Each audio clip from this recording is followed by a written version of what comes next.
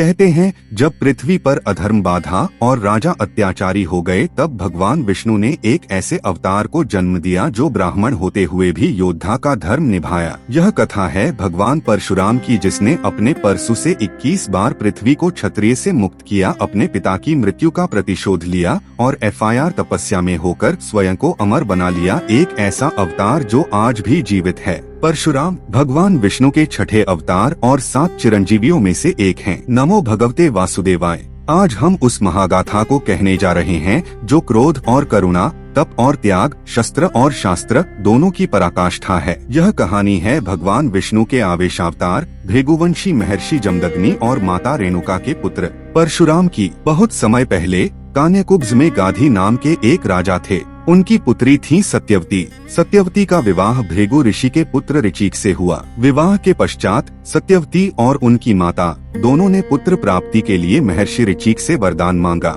महर्षि ने 2 दिव्य प्रसाद तैयार किए, एक अपनी पत्नी सत्यवती के लिए जिसमें ब्राह्मण गुणों वाले पुत्र का वरदान था, और दूसरा अपनी सास के लिए जिसमें क्षत्रिय गुणों वाले पुत्र का वरदान था। किंतु विधि का विधान कुछ और ही था। भूलवश सत्यवती की माता ने सत्यवती का प्रसाद खा लिया और सत्यवती ने अपनी माता का। जब महर्षि ऋचिक को यह पता चला तो उन्होंने कहा, हे प्रिय, अब तुम्हारी संतान ब्राह्मण होते हुए भी क्षत्रिय गुणों वाली होगी। सत्यवती ने घबराकर कहा, नहीं स्वामी, मेरा पुत्र ऐसा न हो, भले ही मेरा पौत्र ऐसा हो। मैं बीता सत्यवती के पुत्र हुए महर्षि जमदग्नि। उनका विवाह माता रेणुका से हुआ और उनके 5वें पुत्र के रूप में स्वयं भगवान विष्णु ने अवतार लिया। यही बालक आगे चलकर परशुराम कहलाया, क्योंकि वह अपने हाथ में शिव जी द्वारा दिया गया फरसा धारण करते थे। परशुराम अपने पिता के परम आज्ञाकारी पुत्र थे। एक दिन माता रेणुका जल लेने नदी तट पर गईं। वहां उन्होंने गंधर्वराज चित्ररथ को अप्सराओं के साथ जल क्रीड़ा करते देखा। क्षण भर के लिए उनका मन विचलित हो गया। जब वे आश्रम लौटीं तो महर्षि जमदग्नि ने अपने तपोबल से सब जान लिया। वे क्रोधित हो उठे और इसे घोर पाप माना।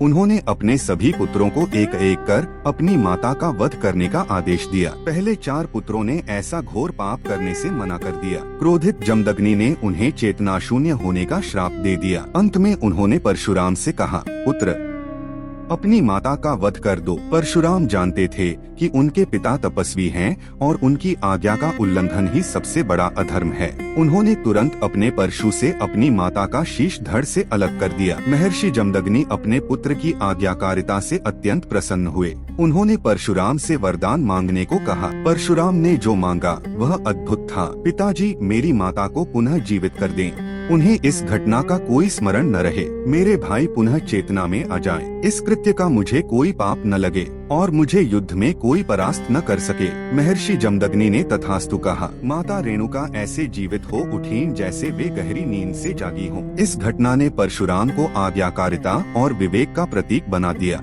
एक बार है वंश का राजा कार्तवीर्य अर्जुन अपनी विशाल सेना के साथ शिकार करता हुआ महर्षि जमदग्नि के आश्रम पहुंचा। सहस्रार्जुन को दत्तात्रेय भगवान से 1000 भुजाओं का वरदान प्राप्त था और वह अभिमानी हो गया था।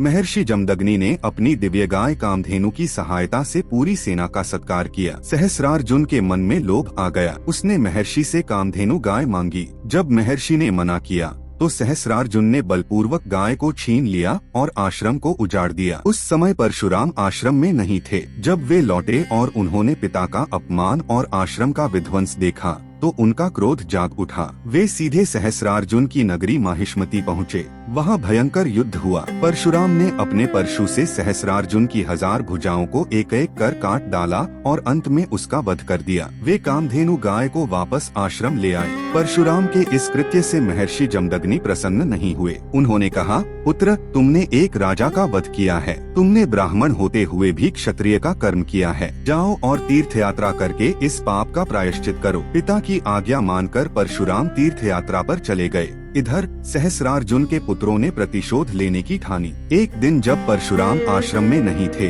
वे आए और समाधि में लीन महर्षि जमदग्नि का सिर धड़ से अलग कर दिया। माता रेणुका विलाप करने लगी। उन्होंने 21 बार अपनी छाती पीटी। जब परशुराम लौटे और उन्होंने अपने पिता का कटा हुआ शीश और विलाप करती माता को देखा तो उनके क्रोध की कोई सीमा न रही। उन्होंने उसी क्षण प्रतिज्ञा ली, इस प्रकार मेरी माता ने 21 बार अपनी छाती पीटी है, मैं उसी प्रकार इस पृथ्वी को 21 बार अधर्मी और अभिमानी क्षत्रियों से विहीन कर दूंगा। के बाद परशुराम ने पूरे आर्यावर्त का भ्रमण किया और चुन चुन कर उन दुष्ट क्षत्रिय राजाओं का वध किया जिन्होंने धर्म का मार्ग छोड़ दिया था। उन्होंने 21 बार पृथ्वी पर घूम घूम कर यह संहार किया और कुरुक्षेत्र के पास समंत पंचक नामक 5 रक्तकुंडों का निर्माण किया। अपने इस भीषण संहार के बाद जब उनका क्रोध शांत हुआ तो उन्होंने अश्वमेध यज्ञ किया और जीती हुई सारी भूमि महर्षि कश्यप को दान कर दी और स्वयं महेंद्र पर्वत पर तपस्या करने चले गए। जब परशुराम का क्रोध शांत हुआ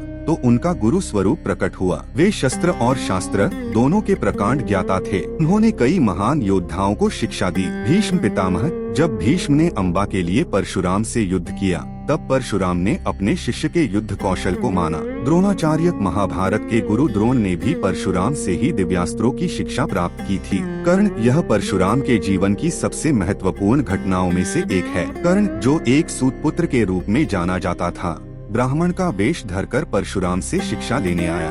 परशुराम ने उसे अपना समस्त ज्ञान, यहाँ तक कि ब्रह्मास्त्र चलाना भी सिखाया। एक दिन परशुराम कर्ण की जंघा पर सिर रखकर विश्राम कर रहे थे। तभी एक बिच्छू आया और कर्ण की जंघ को बुरी तरह काटने लगा। कर्ण दर्द से तड़पता रहा, लेकिन गुरु की नींद न टूट जाए इसलिए वह हिला तक नहीं। जब रक्त बहकर परशुराम के शरीर पर लगा तब उनकी नींद खुली। उन्होंने यह दृश्य देखा और तुरंत समझ गए, कर्ण, इतना दर्द सहने की क्षमता किसी ब्राह्मण में नहीं हो सकती। यह केवल एक क्षत्रिय ही सह सकता है। बताओ तुम कौन हो? कर्ण ने सत्य बता दिया। परशुराम को क्रोध आया कि कर्ण ने उनसे झूठ बोलकर विद्या प्राप्त की। उन्होंने कर्ण को श्राप दिया, जिस विद्या को पाने के लिए तुमने छल किया वही विद्या तुम तब भूल जाओगे जब तुम्हें उसकी सबसे अधिक आवश्यकता होगी।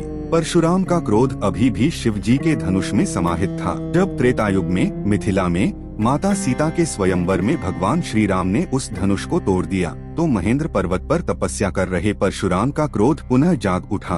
वे तुरंत सभा में पहुँचे और गरज कर बोले, किसने मेरे गुरु शिव के धनुष को तोड़ने का दुस्साहस किया है? पूरी सभा भयभीत हो गई। तब लक्ष्मण से उनका प्रसिद्ध संवाद हुआ। अंत में श्री राम ने अपनी विनम्रता से परशुराम का क्रोध शांत किया और उन्हें अपने विष्णु स्वरूप के दर्शन दिए। श्री राम ने परशुराम के हाथ से उनका शारंग लिया और उस पर बाण चढ़ाया। परशुराम तुरंत समझ गए कि राम भी उन्हीं की तरह विष्णु के अवतार हैं और इस युग में परशुराम का कार्य समाप्त हो चुका है। उन्होंने श्री राम को प्रणाम किया, अपना सारा तेज उन्हें सौंप दिया और वापस महेंद्र पर्वत पर तपस्या के लिए लौट गए। भगवान परशुराम आज भी जीवित हैं। वे चिरंजीवी हैं। वे आज भी महेंद्र पर्वत पर तपस्या में लीन हैं। वे शस्त्र और शास्त्र दोनों के ज्ञाता हैं। वे हमें सिखाते हैं कि आज्ञाकारिता क्या होती है, लेकिन वे यह भी सिखाते हैं कि अन्याय के विरुद्ध क्रोध करना भी धर्म है। वे कल की अवतार की प्रतीक्षा कर रहे हैं, जब वे पुनः प्रकट होंगे और भगवान कल्कि को दिव्यास्त्रों की शिक्षा देंगे। ऐसे महायोद्धा परम तपस्वी भगवान परशुराम को हमारा शत शत